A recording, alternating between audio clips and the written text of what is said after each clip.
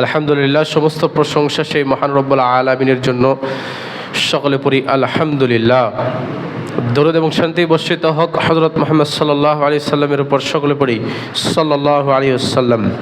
সম্মানিত উপস্থিতি, আজকের দিনের জুমার খুতবার আলোচনার বিষয় সিয়াম বা রোজা সম্পর্কে গুরুত্বপূর্ণ কিছু তথ্য আপনাদের সামনে উপস্থাপন করার চেষ্টা করব ইনশাআল্লাহ।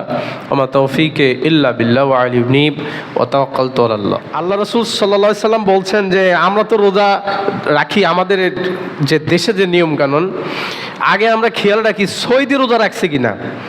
সৌদি রোজা রাখে তাহলে আমরা ঠিক পরের দিন রোজা রাখি, চাঁদ দেখি বা না দেখি। আর আল্লাহ রাসূল সাল্লাল্লাহু আলাইহি ওয়াসাল্লাম বলছেন তোমরা চাঁদ দেখে রোজা ধরো, চাঁদ দেখে রোজা ভাঙো। চাঁদ এটা আমাদের দেখতেই হবে। আমাদের মহল্লাতে কেউ চাঁদ দেখেনি, অথচ সবাই রোজা আছে। যে কোনো দুই একজনকে দেখতে হবে যে হ্যাঁ চাঁদ দেখেছি আমি। এইটা আগেকার যুগে ছিল। এখন যেহেতু ডিজিটাল যুগ, খবরের দেখা যায়, পত্রিকায় পাতায় দেখা যায়, সমস্যা হয় না। যদি রাষ্ট্র ঘোষণা দিয়ে দেয় যে আগামী রবিবার থেকে ফার্স্ট রোজা হবে, শনিবার রাতে তারাবি হবে, তাহলে সেটাই পালন করা উচিত, যেহেতু ইসলামী রাষ্ট্র। আশা করি বিষয়টি এই ব্যাপারে বুঝেছেন। আমাদের হাতে আর একদিন আছে, আমরা এই ব্যাপারে একটু প্রস্তুতি নেই যে আমাদের সামনে রমজান মাসে আমরা ইবাদত বন্দেগী বেশি বেশি করব। আর সবচেয়ে বেশি কাজ যেটা করব সেটা হলো রোজা রাখতেই হবে। আল্লাহ তাআলা বলছেন সূরা বাকারার 183, ইয়া আইয়ুহাল্লাযীনা আমানু, হে ইমানদারগণ শোনো, কুতিবা আলাইকুমুস সিয়াম, তোমাদের উপর রোজাটা ফরজ করা হয়েছে। কি ফরজ? কুতিবা আলাইকুমুস সিয়াম, তোমাদের উপর অবশ্যই ফরজ। এই কুতিবা শব্দ দ্বারা ফরজ হওয়ার কারণে এই ফরজের মাঝে একটা কথা চলে আসে আমাদের ভিতরে, সেটা হলো পুরুষের যতক্ষণ পর্যন্ত নিঃশ্বাস আছে, দেহ চলছে না, নিঃশ্বাস আছে, ততক্ষণ পর্যন্ত পুরুষদের রোজা রাখতে হবে। আপনি এখন বলেন আমার যে কাজ আছে, আমি যে দিন মজুরির কাজ করি, সাপোজ আমি যে ভ্যান চালক, আমি এই কাজ করি, আমি কি বললাম বলেন তো? নিঃশ্বাস থাকা অবস্থায় পুরুষের রোজা মাপ নাই। নিঃশ্বাস আছে কিন্তু হাত পা চলছে না, আপনি না খেয়ে, ডাক্তার বলছে আপনি যদি না খেয়ে থাকেন একদিন দুই দিন কিছু হবে না, সমস্যা নেই, তারপর এখানে রোজা রাখতে হবে। কিন্তু ডাক্তার যদি বলে আপনি যদি সকাল দুপুর রাতে 3 বেলাতে ট্যাবলেট যদি না খান, তাহলে আপনি 2-1 মাসের মধ্যে মারা যেতে পারেন, রিস্ক হয়ে যায়, তখন এই রোজাটার কাফারা করতে হবে পরে। যদি কাফারা সম্ভব না হয় ফিদিয়া দিয়ে দিতে হবে, সেটা আলাদা হিসাব, সেটা বলবো ইনশাল্লাহ। পুরুষদের জন্য সচরাচর খাটুনি বেশি হয়, কাজ করে কেমনে রোজা রাখি, এই কোনো অজুহাত চলিবে না। কেন? আল্লাহ তাআলা পরে বলছেন কামা কুতিবা আলাল্লাযিনা মিন ক্বাবলিকুম, তোমাদের আগেও যারা গেছে তাদেরও ফরজ ছিল। কেমন ফরজ ছিল জানেন? আগেকার রোজা আদম আলাইহিস সালাম থেকে শুরু করে হযরত ঈসা আলাইহিস সালাম পর্যন্ত যত নবী গেছে সব নবীর উপর রোজা ফরজ ছিল। আগেকার যুগের রোজা কেমন ছিল? একদিন আজকে রোজা আছি, পরের দিন রোজা নাই, আবার পরের দিন রোজা, পরের দিন আবার গ্যাপ, এইভাবে সারা বছর রোজা চলছে। এটা হলেই মনে ভালো হতো, খাওয়া দাওয়া কম হতো, খরচ কম হতো। আস্তে আস্তে বিধান আল্লাহ তাআলা আরও সহজ করে দিলেন। মুসা আলাইহিস সালাম 40 দিন, ঈসা আলাইহিস সালাম 40 দিন, ইব্রাহিম আলাইহিস সালাম 40 দিন করে রোজা রেখেছেন। মুহাম্মদ সাল্লাল্লাহু আলাইহি সাল্লামের যুগে আল্লাহ রাসূল সাল্লাল্লাহু আলাইহি সাল্লামের সাহাবীগণ রোজা রেখেছেন।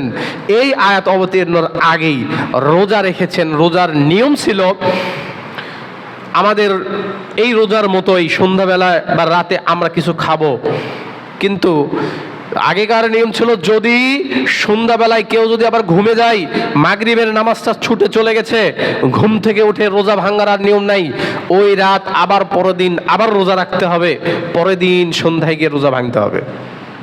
এই নিয়মটা ছিল। আমাদের তাই হয় না, আমাদের তো সেই নিয়ম নাই, আমাদের একদিন থাকতে হবে। তো এই রকম হওয়াতে একটা সাহাবী বাসায় এসেছেন ঠিক আসরের সময়, এসে স্ত্রীকে বলছেন যে ইফতারের সময় তো হয়ে যাচ্ছে, কিছু আছে কি? বলছে কিছুই নেই, কিছুই নাই, 1 গ্লাস পানি ছাড়া আমার ঘরে কিছুই নাই, আপনি ইফতার কেমনে করবেন আর আমি কেমনে করি? আচ্ছা ঠিক আছে, আমি একটু দেখি কিছু পাই কিনা। তো সারাদিন পরিশ্রম করে তিনি গেছেন, বিছানায় একটু শুয়েছেন, ঘুমে গেছেন, ইফতারের সময় পার হয়ে এশার নামাজের সময় হয়ে গেছে। এশার নামাজের সময় উঠে দেখে এশার নামাজ, ওই নিয়ম ছিল রোজা আর ভাঙতে পারবে না, ওই রাত আর পরের দিন আবার রোজা রেখে পরের দিন সন্ধ্যা ইফতার করতে হবে। তো কি আল্লাহর আদেশ পালন করা উচিত, ঠিক তাই করলেন। কিন্তু ঠিক পরের দিন যখন 10টা 11টা বেজে গেল, ওই সাহাবী আর নড়তে পারেন না, ক্ষুধায় বেহুশ হয়ে গেছেন। ক্ষুধায় বেহুশ হয়ে চলে গেছেন, আল্লাহ রাসূল সাল্লাল্লাহু আলাইহি ওয়াসাল্লামের কাছে চলে গেলেন। ঘটনাটি আল্লাহ রাসূল সাল্লাল্লাহু আলাইহি ওয়াসাল্লামের উপর আয়াতটি নাজিল হলেন, এই আয়াত যে তোমরা এত কষ্ট করছো, মনে করছো আল্লাহ আমাদের খুব কষ্ট দিচ্ছে রে। আগেকার লোকে খুব শান্তি করে গেছে না, কামা কুতিবা আলাল্লাযিনা মিন ক্বাবলিকুম, তোমাদের আগেকার যুগে যারা চলে গেছে তাদেরও রোজা ছিল, বরং কঠিন ছিল, লাআল্লাকুম তাত্তাকুন, যাতে তোমরা মুত্তাকি হতে পারো। তার মানে এই রোজা যদি আমরা থাকি, মুত্তাকি হওয়া যাবে। জানেন, মুত্তাকি হতে হবে, মুত্তাকি হওয়া যাবে। মুত্তাকি আল্লাহ তাআলা নামাজ পড়লে মুত্তাকি হয় এটা বলেন নাই, দান করলে মুত্তাকি হওয়া যায় এটা বলেন নেই। আল্লাহ তাআলা বলছেন যে সিয়াম পালন করলেই মুত্তাকি হবে। কেন মুত্তাকি হবে জানেন? সারাটা দিন কেউ চায় না যে আমি একটু না খেয়ে থাকি এমনিতেই। কেন? পুকুরে তো কেউ থাকে না, পুকুরে এক ডুব দিয়ে এক ঢোক পানি খেয়ে ফেলে, কে দেখবে কন্ত? কেউ দেখবে কন্ত? অজু করতেছিস তো 5 বার, অজু করে মুখে তো পানি দিচ্ছি, মুখের পানিটা মুখে না ফেলে না দিয়ে একটু খেলাম, তো কেউ দেখবে, কেউ বুঝতে পারবে? জিন্দিগিতে কেউ বুঝতে পারবে না। তারপর রোজা ভাঙি না কেন? আল্লাহ দেখে কিনা, এটাই মুত্তাকি, এটাই হচ্ছে মুত্তাকি, এটা মুত্তাকির চিহ্ন। আল্লাহ তাআলা বলছেন যে ইন্নাল্লাহ ইউহিব্বুল মুত্তাকিন, আমি মুত্তাকিদের ভালোবাসি বেশি। সুতরাং আমাদের রোজা রাখতেই হবে মুত্তাকি হওয়ার জন্য। এই রোজা যদি রাখি আমরা মুত্তাকি হতে পারি, আল্লাহ তাআলা ওয়াদা করেছেন যে ইন্নাল মুত্তাকিনা ফি জান্নাতি ওয়া ইউন, আল্লাহ তাআলা মুত্তাকিদেরকে এমন একটা জান্নাত দিবেন, যেই জান্নাতে বিশাল বিশাল ফলের গাছ থাকবে, যেই বাগানে, যেই জান্নাতে বিশাল বিশাল হরেক রকমের ফলের গাছ থাকবে, সব শুধু রসে একদম টয়টম্বুর হয়ে ফুলে থাকবে, আপনাকে আমাকে ডাকবে। শুধু তাই নয়, তার পাদদেশে তার নিচ দিয়ে ঝর্ণা বয়ে যাবে। যেই জান্নাতে থাকবে মধুর ঝর্ণা, যেই জান্নাতে থাকবে দুধের ঝর্ণা, যেই জান্নাতে থাকবে শরাবের ঝর্ণা, যেই জান্নাতে থাকবে যত প্রকার ফল পৃথিবীতে এবং জান্নাতে আছে সব গাছে পাকা অবস্থায়, এই জান্নাত দিবে কাকে? যেই ব্যক্তি মুত্তাকি হতে পারবে। সুবহানাল্লাহ। আল্লাহ তাআলা আমাদেরকে তৌফিক দান করুক, আমরা যেন সামনে পবিত্র রমজান মাস, রমজানে রোজা রেখে আমরা যেন মুত্তাকিদের বৈশিষ্ট্য অর্জন করতে পারি। আল্লাহ তুমি তৌফিক দান করো, আল্লাহুম্মা আমিন। কিন্তু আমাদের মাঝে অনেকে রাখে না, রোজাটা রাখে না। কি কারণ? ওই যে আগেই বলেছি, সেই সমস্যা, ক্ষুধা লাগে, শরীর খারাপ হয়। যদি কোনো ব্যক্তি কোনো কারণ ছাড়াই রোজা না রাখে, তাহলে তার শাস্তি কি শুনুন। কোনো কারণ নাই, কোনোই কারণ নাই। কি কারণ? যে শরীর বাজে যায়,